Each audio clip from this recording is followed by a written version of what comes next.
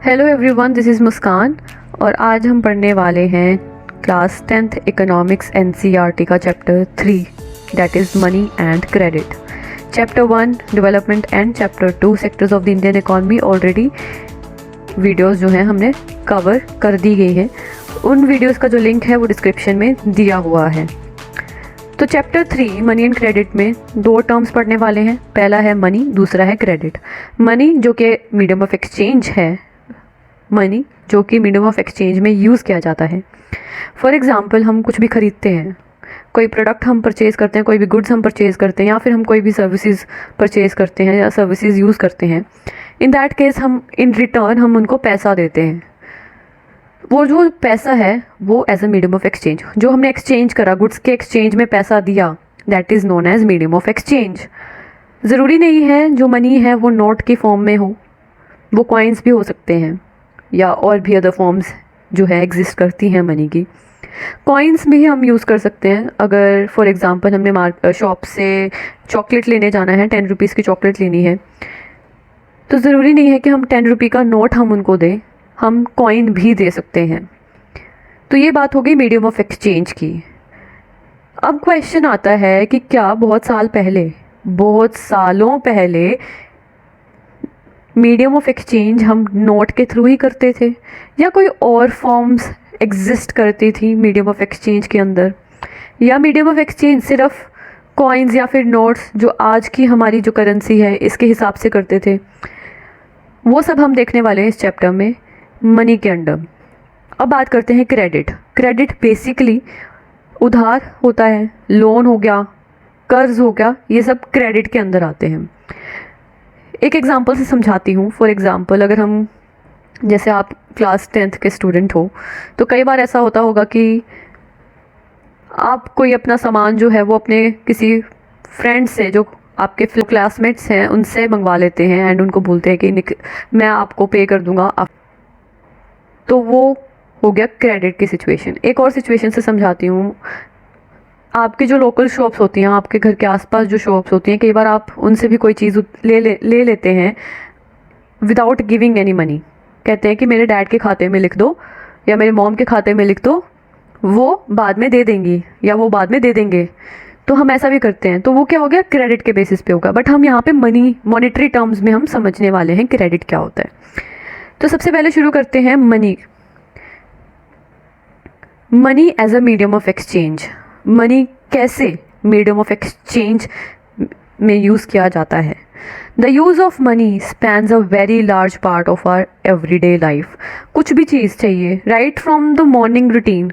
हम सब सुबह उठते हैं, ब्रश करते हैं, तो उस ब्रश या टूथपेस्ट जो यूज़ करते हैं वो भी मनी के एक्सचेंज में ही हमने लिए हैं। तो जो हम फूड प्रोडक्ट्स लेते हैं तो वो भी हमने मनी के एक्सचेंज में ही बाय किए होते हैं। ईच एंड एवरीथिंग, जो भी हमारे घर में फर्नीचर है, मैं बिल्कुल एक छोटी एग्जांपल लेके समझा रही हूँ। घर में जो फर्नीचर है, जो भी हमारे यूटेंसिल्स हैं, जो भी हमारे एक्सेसिबिलिटीज़ हैं, वो हमने इन एक्सचेंज ऑफ मनी हमने बाय करी हैं, परचेज़ करी हैं। तो जो मनी है बहुत बड़ा पार्ट रखता है हमारी डे टू डे लाइफ में। Look around you and you would easily be able to identify several transactions involving money in any single day. हर रोज़ कुछ ना कुछ हम मॉनेटरी ट्रांजैक्शंस करते ही हैं। मनी के एक्सचेंज में हम कुछ ना कुछ परचेज करते हैं। Can you make a list of this? ये टास्क दिया हुआ है आपको कि आप लिस्ट बनाइए कि आप पैसा कहाँ कहाँ खर्च करते हैं। In many of these transactions goods are being bought and sold with the use of money. अब हम यहाँ पे बोट और सोल्ड की बात की गई है। बोट तो हमने एग्जांपल पढ़ ही लिया कि हमने कुछ खरीदना है, सपोज चॉकलेट चाहिए हमें, तो इन रिटर्न हम उनको पैसा दे देंगे, तो मनी वहाँ पे यूज़ हो गया। वो तो हमने बोट कर लिया, हमने मतलब ख़रीदा है। लेकिन इन केस अगर मैं कुछ प्रोडक्शन कर रही हूँ, फॉर एग्ज़ाम्पल मैं एक पेन बनाने की कंपनी शुरू करती हूँ, मेरी कंपनी में पेन्स बनते हैं, एंड वो जो पेन्स है मैं मार्केट में सेल करूँगी, तो वो जब मैं बेचूंगी इन रिटर्न जो है मुझे पैसे मिलेंगे। पैसों के बदले ही मैं वो बेचूंगी, पेन्स बेचूंगी। ये तो बात हुई प्रोडक्ट्स की। हम गुड्स की बात हो गई। सर्विसेज में भी हम सिमिलर सिचुएशन एग्जिस्ट करती है। In some of these transaction services are being exchanged with money. Again services के एक्सचेंज में भी हम मनी की ट्रांजैक्शन करते हैं। जैसे कहीं ट्रैवल करना है तो हम बसेस का यूज़ करते हैं, हम ऑटोज़ का यूज़ करते हैं, तो वेरियस फैसिलिटी सर्विसेज का हम यूज़ करते हैं, जैसे ट्रांसपोर्टेशन बेसिकली। तो ये हमारी डे टू डे लाइफ में मनी का एक बहुत बड़ा रोल है। For some there might not be any actual transfer of money taking place now but a promise to pay money later। तो यहाँ पे ये बताया गया है कि जैसे मैंने आपको पहले बताया कि हम जो आसपास, हमारे घर के आसपास यूजुअली जो शॉप होती हैं, तो हम क्या करते हैं, हम चीज़ ले लेते हैं और अपने पेरेंट्स के खातों में लिखवा देते हैं कि वो आकर पे कर देंगे, या मेरी बड़ी दीदी आके पे कर देंगे, भैया आकर पे कर देंगे, हमारे खाते में लिख लो। या अलग से खाता चल रहा होता है, मैंने तो बहुत करा है ऐसा। तो ये क्या होगा, ये बहुत छोटी एग्जांपल बता रही हूँ कि आप रिलेट कर पाएँ, समझ पाएँ। तो हमने चीज़ तो ले ली, लेकिन हम पैसे जो पे करेंगे उसके एक्सचेंज में, तो हम उसको डिले कर देते हैं, पोस्टपोन कर देते हैं। हम प्रॉमिस करते हैं कि हम आपको पैसे जो है बाद में दे देंगे, ठीक है। Have you ever wonder why transactions are made in money? कभी सोचा है कि ट्रांजेक्शन सिर्फ पैसे में ही क्यों होती हैं? The reason is simple. A person holding money can easily exchange it for any commodity or service that he or she might want। बहुत आसान है। मुझे कपड़े खरीदने हैं, कपड़े खरीद लूँगी, एक्सचेंज में पैसे दे दूँगी। मुझे फूड प्रोडक्ट्स खरीदने हैं, मैंने वो फूड खरीद लिया, खाना खरीद लिया, ठीक है, ग्रेन्स खरीद लिए, इन एक्सचेंज मैंने पैसे दे दिए। मुझे कोई चॉकलेट्स वगैरह खरीदनी है, या स्टेशनरी खरीदनी है, बुक्स खरीदनी है, तो इन एक्सचेंज मैं क्या कर दूँगी, पैसे दे दूँगी और वो चीज़ें खरीद लूँगी। Again happens with the services. तो बहुत आसान है पैसे को होल्ड करना एंड उसके एक्सचेंज में ट्रांजेक्शन्स करना। Does everyone prefer to receive payments in money and then exchange the money for things that they want? अब हर कोई प्रेफर करता है कि उनको पेमेंट जो है वो मनी में मिले। अब मैंने कपड़े लेने हैं, कपड़े खरीदने हैं, तो मैंने एक पेयर ऑफ क्लॉथ मैंने ले लिया, ठीक है। तो मैं ये चाहूँगी कि जो मेरी ट्रांजैक्शन है वो मैं पैसे में कर दूँ, ठीक है। अगर वो चाहे कि नहीं भाई हमें पैसा नहीं चाहिए, हमें तो कोई गुड्स चाहिए या कुछ और चीज़ चाहिए, तो क्या ये पॉसिबल है? नहीं। तो मनी, सपोज मैंने उनको पैसा दिया इन एक्सचेंज ऑफ क्लोथ्स, तो उनकी ज़रूरत है कि कुछ एसेंशियल खरीदे, उनकी ज़रूरत है, फॉर एग्जांपल शूज़ खरीदने उन्होंने, तो पैसा एक बहुत इजी, जो मनी है वो बहुत ईजीएस्ट फॉर्म हो जाती है कि हम अपनी ज़रूरतों को पूरा कर सकते हैं। Take the case of shoe manufacturers. Shoe manufacturer की एग्जांपल लेते हैं। He wants to sell shoes in the market and buy wheat. The shoe manufacturer will first exchange shoes that he has produced for money and then exchange the money for wheat. Simple सी example है, एक शू manufacturer है, उसने cell कर दिए shoes और उसको मिल गया पैसा, मनी मिल गया। अब वो मनी का क्या करेगा, उसको वीट की ज़रूरत है, उसको वीट चाहिए, तो वो मनी क्या करेगा, पे कर देगा और उसको वीट मिल जाएगी, वो वीट ले लेगा मार्केट से जाके। बहुत सिंप्लीफाइड है। फिर बात करते हैं, difficult it would be if the shoe manufacturer had to directly exchange shoes for wheat. कितनी डिफिकल्ट सिचुएशन हो जाएगी कि शू मैन्युफैक्चरर को, सपोज मैं एक शू मैन्युफैक्चरर हूँ, मैं शूज़ बनाती हूँ और मुझे वीट चाहिए और मैं डायरेक्टली वीट लेने पहुँच जाऊँ। कितना डिफ़िकल्ट ट्रांजैक्शन होगा, हमें समझ में नहीं आएगा कि क्या क्वालिटी क्वांटिटी बनेगी, कितनी, मतलब अगर मैं एक पेयर ऑफ शूज़ उसको देती हूँ तो इन रिटर्न कितने ग्राम्स ऑफ मेरे को वीट मिलना चाहिए। तो यहाँ पे कन्फ्लिक्टिंग सिचुएशन क्रिएट हो जाएगी। He would have to look for wheat growing farmer who not only wants to sell wheat but also wants to buy the shoes in exchange। अब ये तो हमने बता दिया कि मैंने अगर शूज़ उसको बेच दिए तो कितनी कन्फ्लिक्टिंग सिचुएशन हो जाएगी कि कितने ग्राम्स मेरे को वीट लेना है। ये तो एक प्रॉब्लम हो गई, लेकिन एक प्रॉब्लम ये भी तो है कि क्या कोई ऐसा इंसान है जिसको वीट बेचना है और शूज़ खरीदने हैं, जो वीट बेचना चाहता है लेकिन उसकी ज़रूरत है कि इन एक्सचेंज उसको शूज़ भी चाहिए। कन्फ्लिक्टिंग गोल्स हो गए। फॉर एग्जाम्पल यहाँ पे समझते हैं, ये जो पर्सन है ये शूज़ बना रहा है, इसकी ज़रूरत है कि इसको वीट चाहिए। अब ये जो वीट है इसके पास, इसको वीट बेचना है, तो क्या ऐसी सिचुएशन है कि इस बंदे को, इस इंसान को जिसके पास वीट है, इसको शूज़ की ज़रूरत हो? ज़रूरी नहीं है, बहुत रेयर चांस होता है कि जो नीड्स हैं, दोनों की नीड्स हैं वो सिमिलर हो, दोनों की नीड्स सिमिलर हो, ठीक है। That is both parties have to agree to sell and buy each other community. Obviously इसको शूज़ बेचने हो, इसको शूज़ खरीदने हो, इसको वीट बेचना हो और इसको वीट खरीदना हो, तो ये हो गया double coincidence of wants, double coincidence of wants. इसको हम बार्टर सिस्टम भी कहते हैं। बार्टर सिस्टम, जब हम किसी गुड्स के एक्सचेंज में गुड्स लेते हैं, गुड्स को as a medium of exchange हम समझ लेते हैं। मैंने कुछ जो प्रोड्यूस करा, जैसे मैंने पेन्स प्रोड्यूस करे तो मैंने शूज़ खरीद लिए और उसको पेन की ज़रूरत थी, उसने मेरे से पेन ले लिए, तो ये हो गया गुड्स के बदले गुड्स। तो इसको कहते हैं double coincidence of wants. What a person desires to sell is exactly what the other wish to buy. जो एक पर्सन सेल करना चाहता है, डिजायर है उसकी, तो दूसरा वो चाहता हो कि उसको बाय कर सके। In a barter system where goods are directly exchange without the use of money, double coincidence of wants is an essential feature. Barter system की जब हम बात करते हैं, बार्टर सिस्टम की जब हम बात करते हैं तो यहाँ पे मॉनेटरी ट्रांजैक्शंस नहीं होती, मनी का कोई रोल नहीं होता, मनी की इन्वॉल्वमेंट नहीं होती, गुड्स के बदले गुड्स लिया जाता है। और यहाँ पे सबसे एक अहम फीचर होता है जो कि है double coincidence of wants. Coincidence ही होगा ना कि मेरे को अगर पेन बेचने हैं और मेरे को ज़रूरत है शूज़ की, और जो शूज़ बना रहा है उसको भी ज़रूरत हो पेन की, तो यही डबल कोइंसिडेंस ऑफ वांट हो गया और बार्टर सिस्टम हो गया। In contrast, in an economy where money is in use, ऐसी इकॉनमी जहाँ पे पैसा यूज में है, मनी यूज में है, money by providing the crucial intermediate step eliminates the need for double coincidence of wants. अब पैसा जो है वो डबल कोइंसिडेंस ऑफ वांट को एलिमिनेट कर देता है। कैसे? अब मेरे को शूज़ चाहिए लेकिन मेरे को पेन बेचने हैं, अब मैं क्या करूँगी? पेन बेचूंगी, पैसा लूँगी, पैसा मिलेगा मुझे in exchange of selling pens, तो मैं जो पैसा रिसीव करूँगी वो एक शू शॉप पे जाऊँगी, वहाँ पे शूज़ लेकर इन एक्सचेंज उनको पैसा दे दूँगी। बहुत आसान हो गया, सिंपल हो गया।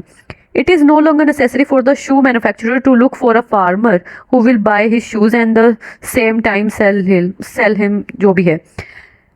तो ये जो डबल कोइंसिडेंस ऑफ वांट थी, इनको वैसे ही एग्जांपल में समझा रखा है। All he has to do is find a buyer for his shoes। मतलब शूज़ वाला जो शूज़ बना रहा है, मैन्युफैक्चरर है, उसको सिर्फ एक बायर की ज़रूरत होगी जो शू खरीदना चाहता है। फॉर एग्जांपल मेरे केस में मेरे को पेन बेचना है, तो मेरे को सिर्फ अपना बायर ढूंढना होगा कि जिसको पेन की ज़रूरत हो। Once he has exchange his shoes for money, he can purchase wheat or any other commodity in the market. Since money acts as an intermediate in the exchange of process, it is called the medium of exchange। Medium of exchange, जैसे मैंने बताया कि मैंने pen बेचे, in exchange मेरे को पैसा मिला और पैसे को मैंने शू शॉप में जाके इन एक्सचेंज ऑफ शू उनको पैसा दे दिया, तो ये हो गया मीडियम ऑफ एक्सचेंज। अब यहाँ पे क्वेश्चन आता है, how does the use of money makes it easier to exchange things. I hope अब आपको समझ में आ गया कि प्रॉब्लम कहाँ है।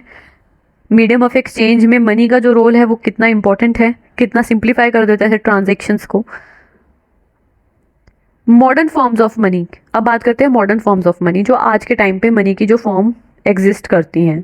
तो ज़रूरी नहीं है जैसे मैंने बात करी कि हम नोट्स में ही जो है, नोट ही हमारा मनी होता है, नहीं, कॉइन्स भी होते हैं, कुछ डिपॉजिट्स विद द बैंक्स भी होते हैं, तो हम उसको भी as a medium of exchange use कर सकते हैं। तो वही देखने वाले हम कैसे। पहले हम बात करते हैं कि आज की फॉर्म में तो मनी है मीडियम ऑफ एक्सचेंज, लेकिन पहले टाइम पे, बहुत सालों पहले, अर्ली एजेस में क्या सिनेरियो था।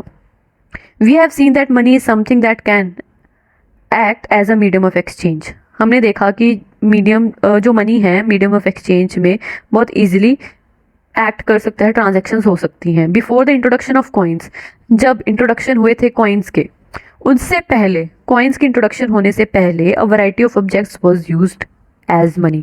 बहुत सारी वैरायटी यूज़ की जाती थी, बहुत सारे ऑब्जेक्ट्स की वैरायटी यूज़ की जाती थी, money as a medium of exchange या मनी के यूज़ में लिया जाता था उनको। जैसे बहुत पहले अर्ली एजेस में इंडियंस क्या करते थे, ग्रेन्स का यूज़ करते थे, कैटल्स का यूज़ करते थे एज अ मनी।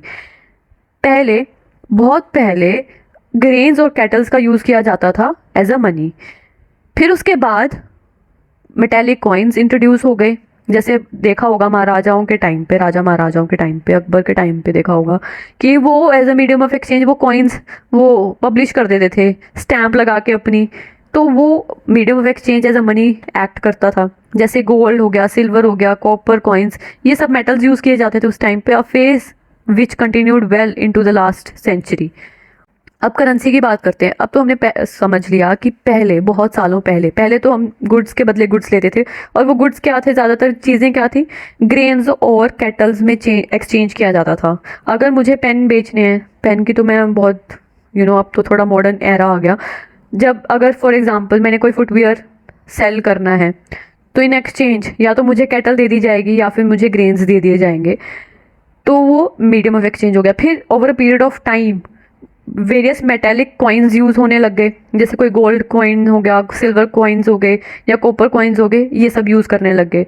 और डिफरेंट जो किंग्स थे उस टाइम पे, तो वो अपनी अलग से कॉम्बिनेशंस बनाते थे और उसको एज अ मनी हम यूज़ करते थे।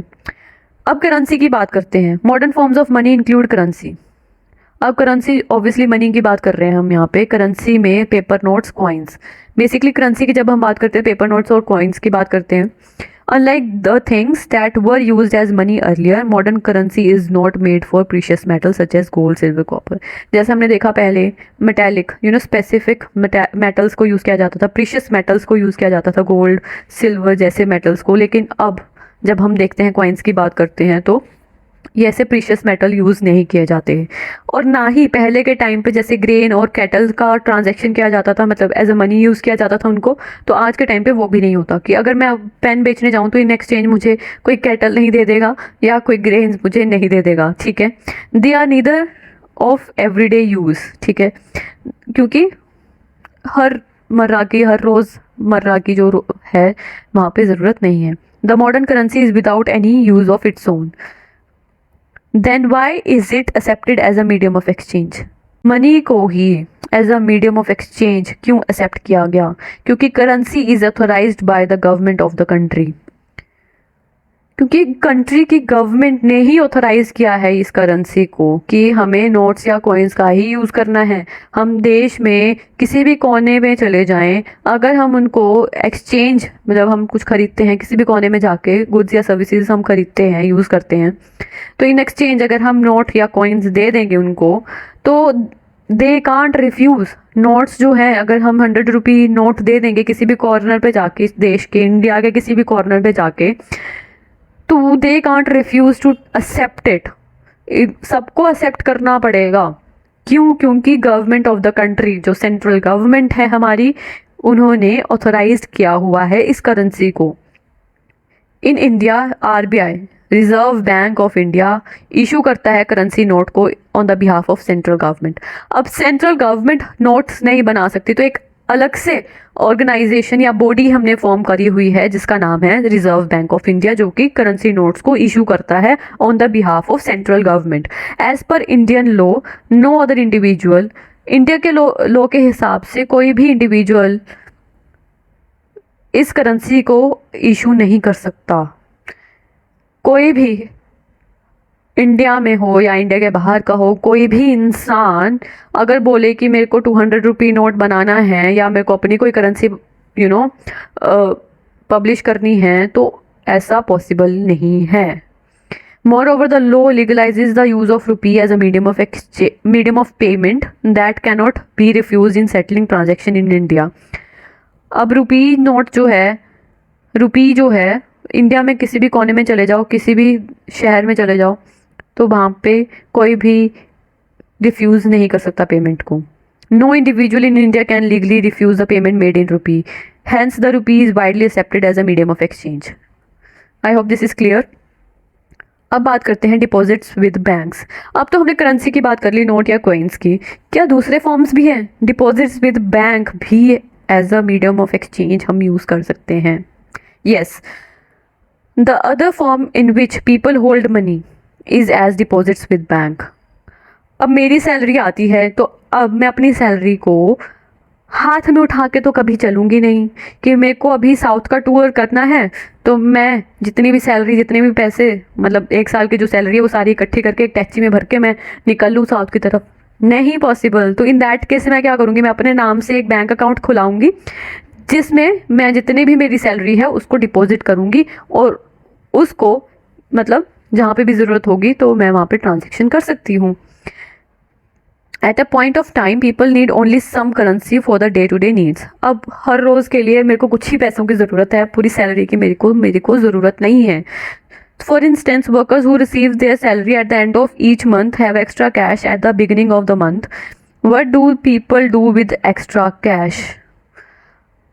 अब मेरी जो सैलरी है उसमें से मैं अपने खर्चे निकाल लेती हूँ और जो बच गए तो मैं क्या करूँगी उसका? उसी सेविंग्स के यूज़ करके ही तो मैं साउथ में जाऊँगी, कहीं टूर करूँगी, घूमने फिरने जाऊँगी। तो ऐसा नहीं है कि मैं जो सेविंग्स हैं इकट्ठी कर करके मैं विद इन कैश जो कैश कैरी करके मैं ट्रैवल करती रहूँ, नहीं possible. They deposit is with bank, bank में डिपॉजिट कर देते हैं, बैंक अकाउंट खुलवाते हैं अपने नाम का, ठीक है। बैंक एक्सेप्ट करता है उस डिपॉजिट्स को एंड वो पे करता है इंटरेस्ट ऑन डिपॉजिट्स, और बैंक थोड़ा इंटरेस्ट भी पे कर देते हैं ऑन डिपॉजिट्स। तो फ़ायदा हुआ, एक तो जो पैसे हैं इन कैश हमें हैंडल करने की ज़रूरत नहीं है, कैरी करने की ज़रूरत नहीं है, कहीं भी हम अगर ट्रैवल करते हैं तो बैंक में डिपॉजिट करवा दिए हमने, और इन एक्सचेंज बैंक क्या करेगा? इंटरेस्ट देगा, तो थोड़ा पैसा हमारा बढ़ जाएगा जब हम बैंक में डिपॉजिट करवा देते हैं कुछ पैसा, ठीक है। Banks accept these in this way people's money is safe with the banks and it earns an amount of as interest. Safe भी है और interest भी मिल रहा है। People also have the provision to withdraw the money as and when they require. अब मेरे को tour करना है, गोवा चलेगी सपोज मैं, और मेरे को वहाँ पे शॉपिंग करनी है, कुछ खरीदना है, लेकिन मैंने कोई कैश कैरी नहीं करा हुआ, लेकिन तब भी मैं वहाँ पे अपने डिपॉजिट्स को यूज़ कर सकती हूँ फॉर माई शॉपिंग, ठीक है। Since the deposit in the bank accounts can be withdrawn on demand, demand पे कभी भी हम विदड्रॉ करवा सकते हैं पैसा, मैं वहाँ पे कैश भी निकलवा सकती हूँ बैंक्स के थ्रू, एटीएम के through. These deposits are called demand deposits. अब ये डिपॉजिट जो है ऑन डिमांड है तो डिमांड डिपॉजिट्स इसको नाम दिया गया है, ठीक है। हम कभी भी डिमांड कर सकते हैं, ठीक है। Demand deposits offer another interesting facility, एक और इंटरेस्टिंग फैसिलिटी है कि ये जो फैसिलिटी है ये एक एसेंशियल करेक्टरिस्टिक्स को लेंड करती है, that of medium of exchange.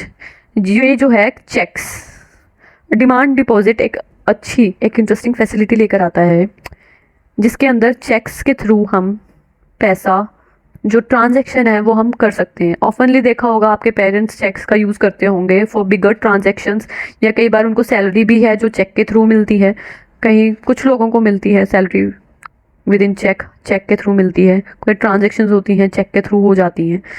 For payment through cheque the payer who has an account with the bank makes out a cheque for a specific amount.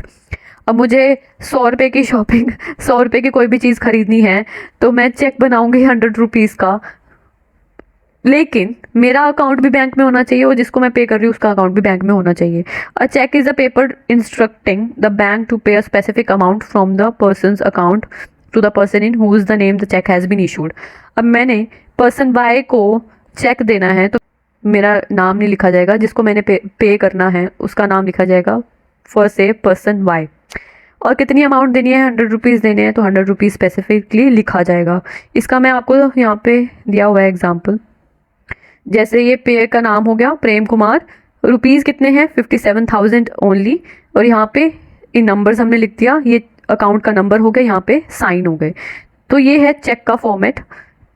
दस we see that demand deposits share the essential features of money.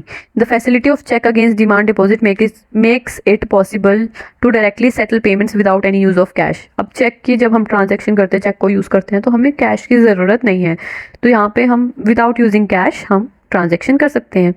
Since demand deposits are accepted widely as a means of payment along with currency, they constitute money in the modern economy. अब currency की जगह हम payments करने के लिए हम checks का भी यूज़ कर सकते हैं और वाइडली एक्सेप्टेड भी है, तो एक कह सकते हैं कि मॉडर्न इकोनॉमी में एक नया फॉर्म ऑफ मनी हम कह सकते हैं। As a form of money, as a medium of exchange हम इसको यूज़ करते हैं। You must remember the role that the banks play here. अब यहाँ पे ये याद रखने वाली बात है कि बैंक्स जो हैं क्या रोल प्ले करते हैं। But for the banks, there would be no demand deposits and no payments by checks against these deposits. The modern forms of money, currency and deposits are closely linked to the working of the modern banking system. Currency जैसे currency है और deposit है, currency और deposits का आपस में relationship बताया गया है यहाँ पे। तो जैसे कार्ड्स हो गए, कार्ड्स भी हम यूज़ करते हैं basically, credit card, debit card, ATM card हो गया, तो ये भी हम ट्रांजैक्शन में यूज़ करते हैं। लोन एक्टिविटीज़ ऑफ बैंक्स, अब ये जो है हम नेक्स्ट वीडियो में समझेंगे। आई होप आपको ये वीडियो समझ में आई होगी, जो भी हमने समझा कि money as a medium of exchange कैसे काम करता है, कैसे वर्क करता है, एंड बहुत सालों पहले अर्ली एजेस में क्या हम यूज़ करते थे as a medium of exchange, और बैंक्स की जो हमने टाइप्स ऑफ मनी पढ़ी बेसिकली, जिसमें हमने नोट्स, कॉइन्स और बैंक डिपॉजिट्स की बात करी है। और बैंक डिपॉजिट्स में हमने एक ख़ास फैसिलिटी का हमने देखा है कि चेक के थ्रू हम जो ट्रांजैक्शन करते हैं, जो कि कैशलेस ट्रांजैक्शंस होती हैं, वो हमने देखा। हमने करेंसी और डिपॉजिट्स के बीच में जो है एक अहम रिलेशनशिप देखा कि करेंसी के थ्रू ही हम जो है डिपॉजिट्स करवा सकते हैं, और डिपॉजिट जो होते हैं वो हम कैसे हम वाइडली यूज़ कर सकते हैं। और इन इंडिया कोई भी रिफ्यूज़ नहीं कर सकता करेंसी को यूज़ करने के लिए। आई होप समझ में आया। Do like, do share and subscribe to my YouTube channel. तो मिलते हैं नेक्स्ट वीडियो में। Thank you.